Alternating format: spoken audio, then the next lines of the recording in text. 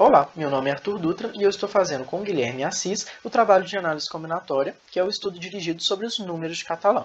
O objetivo do nosso trabalho é chegar na fórmula explícita, onde que nós conseguiremos calcular com ela qualquer número de Catalan que nós quisermos. Os números de Catalan, eles fazem parte da sequência de números, que é o primeiro termo é o número 1, o segundo termo é o número 2, o terceiro termo é o número 5, o quarto termo é o número 14 e assim por diante. E esses mesmos números dessa sequência eles se repetem em diversas situações diferentes. E se nós pegarmos uma dessas situações, nós conseguiremos chegar nos mesmos números de Catalan.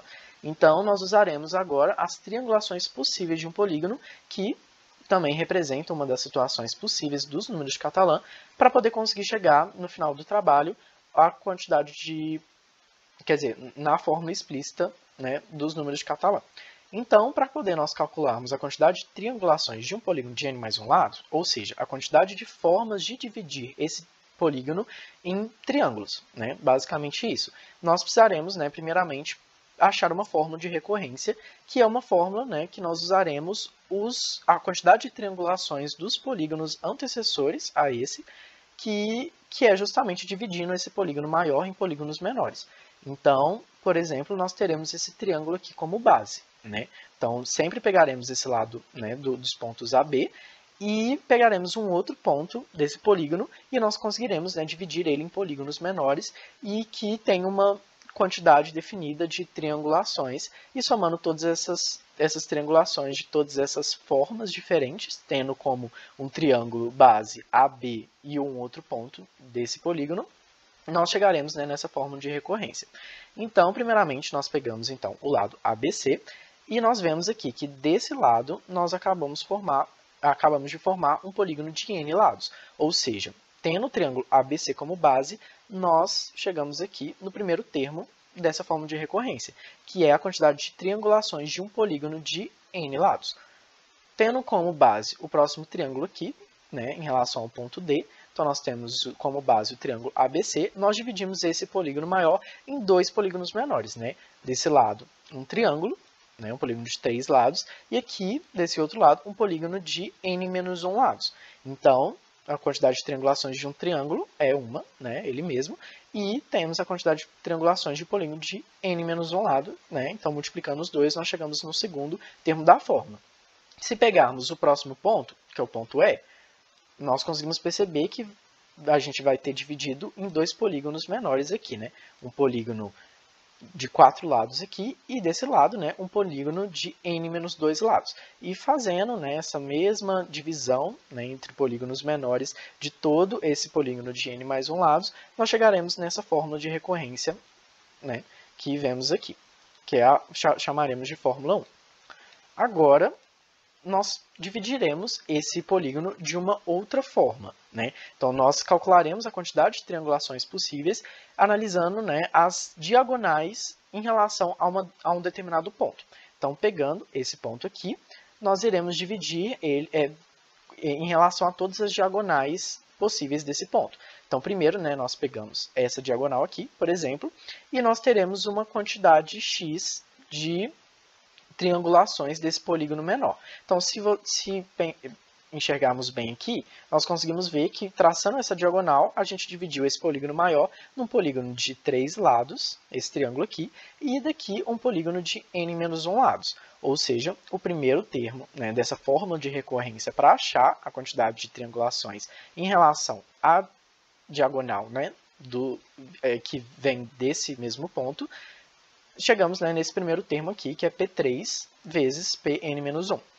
Se pegarmos essa segunda diagonal aqui, né, com o próximo ponto, nós dividiremos esse polígono maior num polígono aqui de 4 lados e um polígono aqui de n-2 lados. E assim chegamos, então, no segundo termo dessa fórmula de recorrência e, né, continuaremos fazer isso para todos os pontos desse polígono, e nós chegaremos, então, nessa fórmula geral de recorrência em relação às diagonais desse determinado ponto, certo?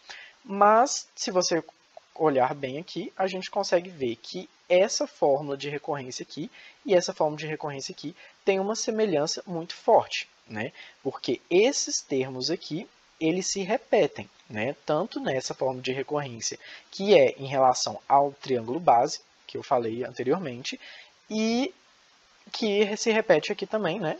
Que é em relação às diagonais. Então, nós conseguiremos montar essa outra fórmula aqui, que associa, né, essas duas fórmulas de recorrência, Sn e Pn. Então, Sn é igual a Pn mais 1 menos 2Pn. Mas nós temos que fazer uma observação também, porque quando nós dividimos, né, esse polígono maior em diagonais, tem várias repetições, além de que não conta todas as triangulações possíveis desse determinado polígono, apesar de conseguirmos chegar numa relação válida em relação da quantidade de elementos, nós não conseguiremos chegar a todas as triangulações possíveis mesmo, que é o objetivo. Então, nós precisamos buscar uma fórmula onde que tira a repetição dos elementos que já foram contados e que coloque as novas triangulações que não foram contadas em relação, né, a esse ponto aqui, que nós calculamos essa fórmula de recorrência. Então, por exemplo, quando nós traçamos essa diagonal aqui, tem várias triangulações, né, que são possíveis que nós contamos nesse primeiro termo. Quando nós traçamos essa outra diagonal aqui, tem outras triangulações possíveis que são calculadas nesse termo. Mas como essas duas diagonais elas não se cruzam, é fácil ver de que elas vão coexistir em ambas as divisões, né, em relação às triangulações de cada uma das outras diagonais. Então, se eu tracei essa diagonal aqui e estou analisando as triangulações, vão ter muitas das triangulações que vão se repetir quando eu traçar essa outra diagonal aqui, que eu vou contar novamente. Então, a gente consegue chegar na conclusão de que, como de um determinado ponto saem n-3 diagonais, a gente consegue ver de que uma determinada triangulação ela vai se repetir n-3 vezes. Ou seja, a cada diagonal que nós traçamos, né, se a gente traçar de um determinado ponto, uma determinada triangulação ela vai se repetir n-3 vezes. Então, nós resolvemos aqui parcialmente, né, o problema das repetições que essa fórmula de recorrência estava nos trazendo. Só que tem uns outros casos que não são contados, né, quando nós pensamos nessa fórmula de recorrência. Por quê? Porque quando nós traçamos, por exemplo, esse triângulo aqui, não vai ter nenhuma triangulação possível em relação às fórmulas que nós contamos nessa fórmula de recorrência. Por quê? Porque vai ter um empecilho aqui. Porque essa diagonal aqui, que eu acabei de traçar, ela vai cortar as outras diagonais que foram traçadas em relação a esse ponto. Ou seja, vão ter muitas das triangulações que não são contadas. E para a gente conseguir desviar esse empecilho, nós multiplicaremos essa fórmula de Sn por n. Por quê? Porque ao multiplicar essa fórmula por n, a gente vai então estar analisando todas as triangulações possíveis em relação a todas as diagonais de todos os pontos desse polígono maior. Então, eu multiplicando por n, eu estou só somando, né, todas as outras triangulações em relação a todos os pontos do meu polígono. Só que a gente chega num outro problema. Por quê? Como uma diagonal ela existe, né, em relação, ela existe contando dois pontos, então como eu estou somando agora todas as triangulações de em relação a todos os pontos, vai ter uma nova repetição aqui. Então, se eu já contei uma determinada triangulação n-3 vezes, quando eu tracei essa diagonal aqui, essas diagonais aqui, quando eu estiver traçando as diagonais em relação a esse ponto aqui, eu vou repetir as mesmas formas de triangulações possíveis. Ou seja, eu vou ter que multiplicar também isso que a gente achou por 2, para eu achar todas as fórmulas possíveis. Então, a gente chega então nessa fórmula geral, só para poder deixar mais organizado, né, de que quando nós contamos Sn, uma determinada triangulação ela vai se repetir n-3 vezes. E como a gente está analisando agora em todos os pontos, porque Sn só corresponde às triangulações em relação a um determinado ponto, nós chegamos nessa fórmula aqui. Então, nós multiplicamos então essas diagonais aqui por 2, já que elas vão ser contadas duas vezes, né? E nós chegamos nessa fórmula geral aqui, onde que n vezes Sn é igual a 2n menos 6 Pn, que é uma outra fórmula de recorrência. Se a gente pegar a informação daquela outra fórmula de recorrência que nós já tínhamos calculado, né, que Sn é igual a Pn mais 1 menos 2Pn, nós conseguiremos substituir Sn de forma que nós chegamos a essa fórmula final de recorrência, que é um pouco mais bonita do que a gente tinha achado anteriormente, né? Que essa fórmula aqui, ela acaba não sendo muito viável para valores de n muito grandes, já que você precisa de todos os valores, de todas as triangulações possíveis, de todos os polígonos anteriores a n mais 1. Então, aqui, com essa outra fórmula de recorrência, nós só precisamos do termo anterior. Então, nós chegamos numa forma um pouco mais simples. Oi, gente. Então, agora eu vou demonstrar aqui a fórmula mais moderna dos números de catalão. Vamos começar a demonstração dela a partir da última fórmula que a gente encontrou, que foi a fórmula de recursão, onde eu tenho P de n mais 1, vai ser 4n menos 6 sobre n, multiplicado por P de n, onde no nosso caso básico, P de 2 é igual a 1. Bom, já fiz aqui o primeiro caso, quando n é igual a 2, a gente tem que P de 3 é 4 vezes 2 menos 6 sobre 2, vai me dar 2 sobre 2 vezes P de 2, que é o anterior. Agora, para o meu próximo caso, para n igual a 3, eu vou ter meu P de 4,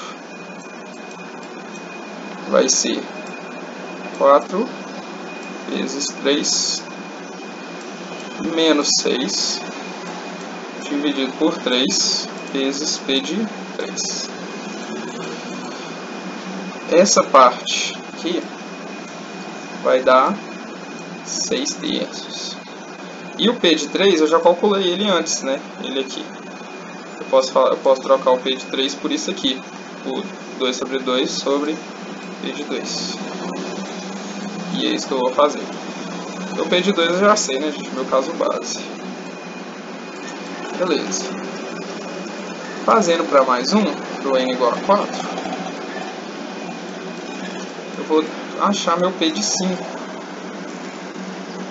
Vai ser, então, 4 vezes 4.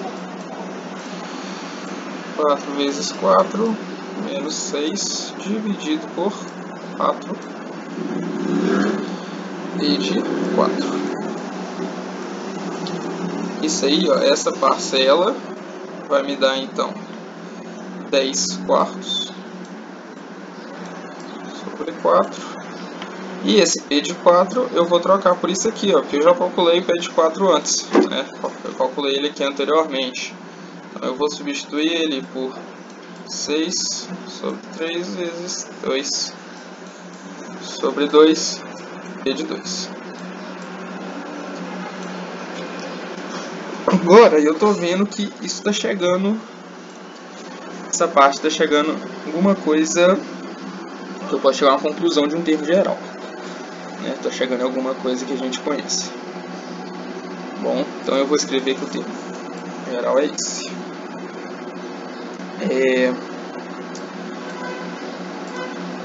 Vocês viram, cada P meu antigo, o P5, o P4, me deu um coeficiente desses aqui diferente, né?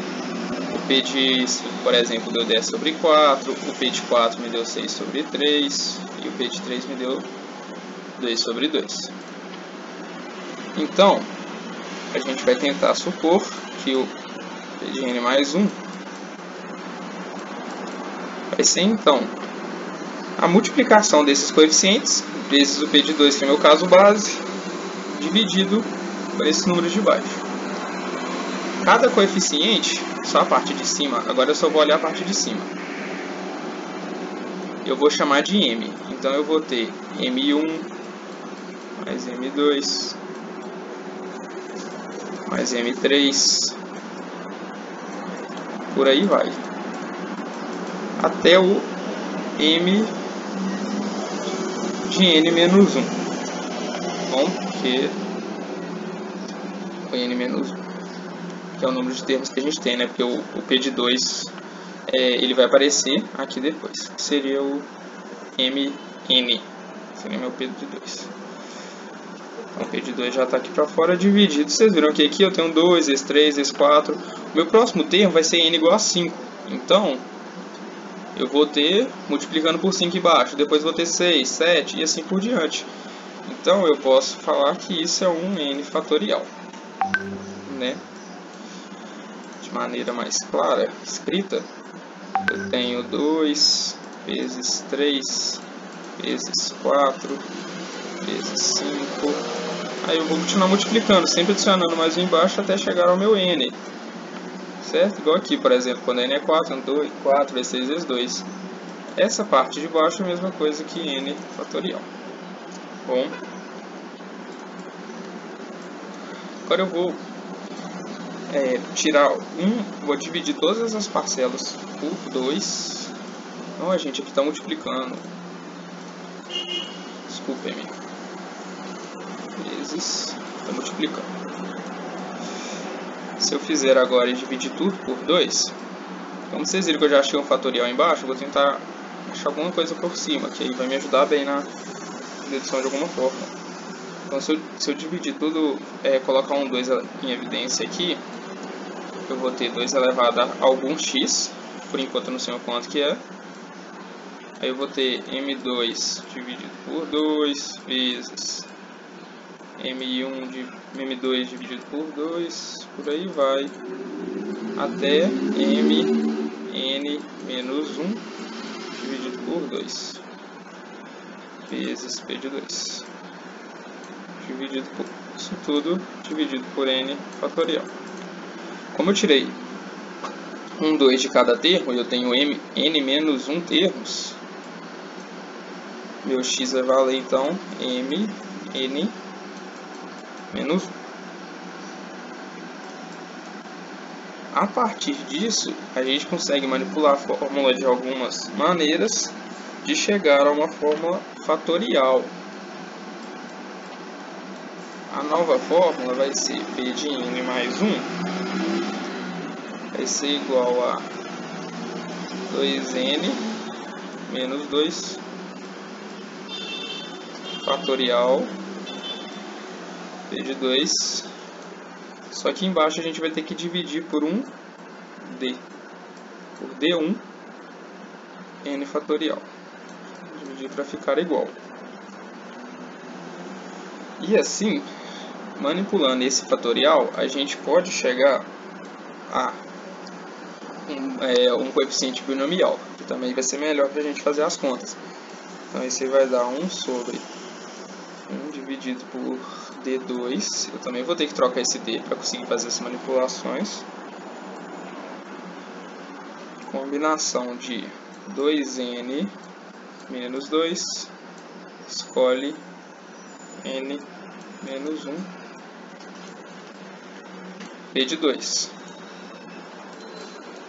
E por fim, para chegar em uma fórmula geral do C de N, que a gente quer o catalã N, certo? Eu vou ter que a fórmula do P de N mais 2. Lembrando que vai ser de N mais 2, como, por exemplo, quando o triângulo, eu botei o triângulo como N igual a 1. Então vai ser o P de 3, que vai ser o do triângulo. A gente chega na fórmula geral, que vai ser 1 dividido por N mais 1, binomial 2N, escolhe N. Muito feio. Binomial de 2N, escolhe N. Vamos fazer o teste agora dessa fórmula. Para N igual a 1, eu vou ter que P de 3 vai ser 1 dividido por 2, binomial 2, binomial de 2 escolhe 1. Aí binomial não é fração não. Binomial de 2 escolhe 1, 2, eu vou ter então meio. Binomial de 2 escolhe 1 é 2. Isso me dá 1. Tá certo, né? Que é o do triângulo. Gente, vamos olhar só mais um caso. Caso do quadrado. N igual a 2. Então, eu vou ter P de 4. Vai ser 1 dividido por 3. 4 escolhe 2. Isso vai me dar 1 terço. 4 escolhe 2 vai ser 4 vezes 3 dividido por 2. Vou simplificar isso aqui, vai me dar 2. Que é realmente o número de diagonais que eu posso ter dentro de um quadrado, sem que eles... número de triangulações que eu posso ter dentro de um quadrado, sem que as diagonais não se cruzam. Lembrando que esse P aqui é o número de lados do nosso polígono convexo. Bem, obrigado.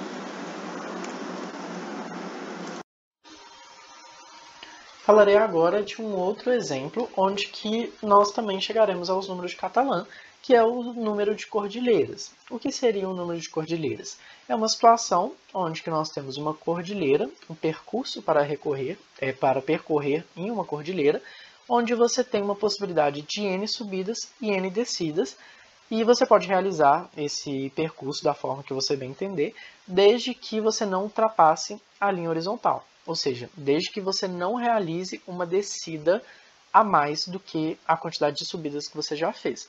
Ou seja, primeiramente você sempre tem que começar com uma subida e depois disso você pode realizar da forma que você bem entende o percurso, desde que não passe a linha horizontal.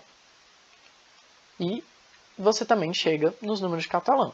Para mostrar isso, nós temos aqui os exemplos onde que n igual a 1, n igual a 2 e n igual a 3. Né? Sabendo que nós podemos analisar esse problema com o objeto de n subidas ou então o objeto de 2n, que é referido à quantidade de subidas e descidas como um todo. Então, quando n é igual a 1, ou então, né, quando 2n é igual a 2, nós temos só uma possibilidade de realização desse percurso, que é quando você sobe uma vez e desce uma vez, já que nós não podemos começar com uma descida. Quando n é igual a 2, ou 2n é igual a 4, nós temos duas possibilidades para poder realizar esse trajeto. É quando você sobe duas vezes e depois desce duas vezes, ou então quando você sobe uma vez, desce uma vez, sobe uma vez, desce uma vez. Quando n é igual a 3, ou 2n é igual a 6, nós temos 5 possibilidades de realização desse percurso, que é quando nós subimos 3 vezes, depois descemos 3 vezes, ou então subimos 2 vezes, descemos uma vez, subindo mais uma vez, descemos 2 vezes, assim como todos esses outros processos que irei desenhar aqui. Ou seja, com a análise desses 3 primeiros casos, nós conseguimos ver que ele também segue a sequência dos números de Catalan. Então, no primeiro caso, ele tem uma possibilidade de percurso. No segundo caso, que é quando n é igual a 2, né, ele tem 2 possibilidades de percurso. E no terceiro caso, que é quando n é igual a 3, ele tem 5 possibilidades de percurso. Nós conseguiremos fazer também uma bijeção entre esses números de cordilheira e uma outra classe de objetos que também são contadas pelos números de Catalan. Eu vou escolher aqui a classe de objetos que é a sequência de 1 e de menos 1. O que seria essa sequência de 1 e menos 1? É quando você tem uma sequência onde que você pode realizar uma mesma quantidade de 1 e menos 1, desde que a soma dos termos, né, que se seguem nunca dê um número menor do que 0. Sempre tem que dar maior ou igual a 0. Então, nesse caso, é um exemplo disso, onde que você tem o número 1, depois quando você chega no segundo termo, quando você soma, dá 2, chega no terceiro termo, você soma com menos 1, dá 1, você soma depois com menos 1, vai dar 0. Ou seja, a soma nunca vai dar né, menor do que zero, e eu posso fazer esse mesmo processo para poder descrever esse processo das cordilheiras, quando eu fazer uma objeção em relação às subidas, e a subida eu vou nomear com o número 1, e as descidas eu vou nomear com o número menos 1. Então aqui eu vou fazer uma objeção, e como eu vou conseguir executar esse processo, né, relacionando essa outra forma de contagem, que também segue os números de catalão. Primeiro o número 1, né, já que temos uma subida primeiro, e depois o número menos 1, já que temos uma descida logo em seguida. Então, se você somar aqui, você vai ver que vai dar 0, então não é um número menor do que 0, e está correta a objeção. Quando n é igual a 2, se fizermos, né, nesse primeiro caso, nós vemos que primeiro teremos que colocar o número 1, que aí é a primeira subida, depois teremos uma nova subida, então colocaremos o número 1 também, depois teremos duas descidas seguintes, ou seja, teremos que colocar dois números menos 1. Assim como no segundo caso, primeiro nós colocaremos o número 1, que é a primeira subida, depois teremos a primeira descida, colocaremos o número menos 1, depois teremos a segunda subida, número 1, segunda descida, número menos 1.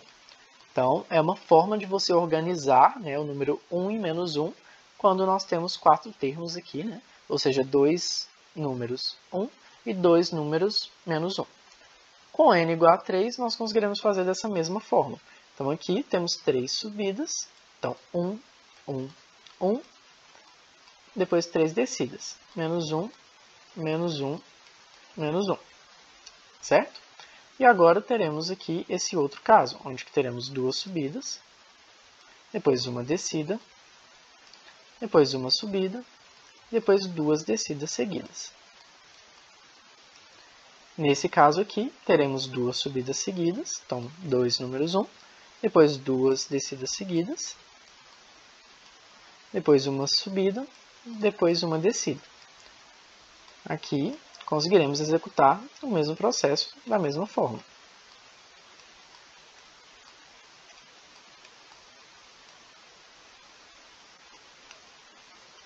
E vale ressaltar que sempre a soma desses números nunca vai dar menor do que 0, visto que é uma sequência que também é contada pelos números de catalão, e por isso conseguimos fazer essa objeção. E esse foi o exemplo final sobre... Oi gente, tudo bem? Então, vou mostrar aqui para vocês um pouco sobre um exemplo de uns números que se comportam como os números de catalão. Bom, o meu exemplo são o número de maneiras que pessoas dispostas em um círculo podem se cumprimentar sem que os braços sejam cruzados. O número de pessoas é 2n. Sempre eu vou ter o dobro do número de pessoas do que o n. Então, se eu tiver duas pessoas, elas podem se cumprimentar de uma única forma, né? Que é uma cumprimentando a outra. Se comporta do mesmo jeito que um triângulo, se formos olhar as triangulações de um polígono convexo. Só tem uma maneira de fazer essa triangulação. Para n igual a 2, eu vou ter dois casos. As duas pessoas de cima podem se cumprimentar, ou então as pessoas verticalmente aqui podem se cumprimentar. Logo, eu tenho 4 pessoas e duas maneiras delas se cumprimentarem sem cruzar os braços. Igualzinho está aqui mostrando no quadrado. Bom, são as maneiras de fazer triangulações dentro de um quadrado, sem que as diagonais se cruzem. Agora, para n igual a 3, eu vou ter 6 pessoas. Logo, eu vou ter mais casos. Bom, eu numerei aqui, para a gente saber, para organizar melhor. Então, no primeiro caso, eu posso ter esse tipo de comprimento, todas essas pessoas se cumprimentando dessa maneira, ou então o contrário, essas aqui se cumprimentando. Bom, aqui, olhando no sentido horário, essa aqui vai ser a pessoa 6. Então, um não estava cumprimentando 6, agora está. Deixa eu diferenciar. Temos também, podemos ter, então eu vou escrever um aqui. Pode ser feito dessa maneira, os comprimentos. ou então dessa.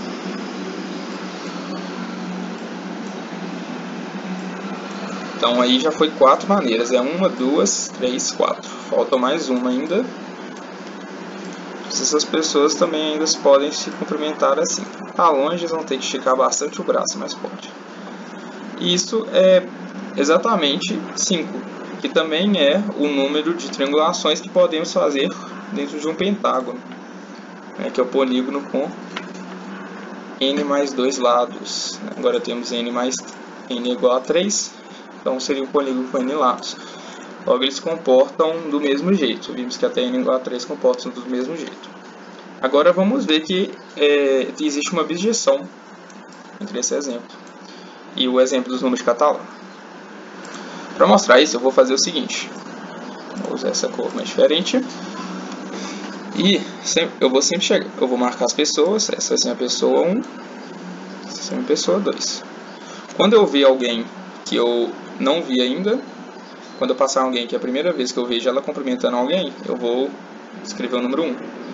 Se não, eu vou escrever o número menos 1. Se eu já tiver visto ela cumprimentando alguém. Logo, esse número tem que ser sempre positivo, 0 ou positivo, né, para equivaler a objeção. Eu chego aqui e vou olhando no sentido horário. Então, eu estou aqui na pessoa 1. Como é a primeira vez que eu vejo ela, escrevo 1. Seguindo no sentido horário, eu vi a pessoa 2, porém eu já vi o comprimento dela, então eu vou escrever menos 1. Bom, se eu tenho 0, que é positivo, tá ok. No caso, para n igual a 2, pessoa 1 aqui, vou fazer a mesma coisa, vou usar este exemplo. Eu estou aqui na pessoa 1. Primeira vez que eu vejo ela, então eu venho e escrevo 1. Seguir aqui. Essa outra pessoa também é a primeira vez que eu vejo ela, pessoa 2. Então eu escrevo mais 1. Seguindo na próxima, essa pessoa 3, eu já vi o comprimento dela com a pessoa 2. Então tenho que escrever menos 1. Para a última pessoa, eu também já vi o comprimento dela. Então menos 1. Então 0. Tá ok, objeção. O mesmo vai acontecer para outro caso. E para o caso de n igual a 3, né, maiores casos, vou fazer a mesma coisa, começando na primeira pessoa. Eu estou nele, então como é a primeira vez que eu vejo, eu escrevo 1. Dessa forma eu vou para a segunda pessoa. Agora, mas a segunda pessoa já cumprimentou a primeira, então eu escrevo menos 1. A segunda pessoa agora eu passo para a terceira. E é a primeira vez que eu vejo ela cumprimentando alguém, não é? Então eu escrevo 1. Terceira pessoa agora eu passo para a quarta. Que eu também é a primeira vez que eu vejo ela cumprimentando alguém. Então mais 1. A quarta eu passo para a quinta pessoa. Agora a quinta eu já vi ela cumprimentando a quarta. Então é menos 1. Agora na sexta eu também já vi ela cumprimentando a quarta pessoa. Então também é menos 1, que dá 0, que é também um número positivo. Então vale a bijeção. Bem? Então vemos que esse tipo se comporta do mesmo jeito que os números de catalão ou o número de maneiras de fazermos triangulações em um polígono convexo sem que as diagonais se cruzem.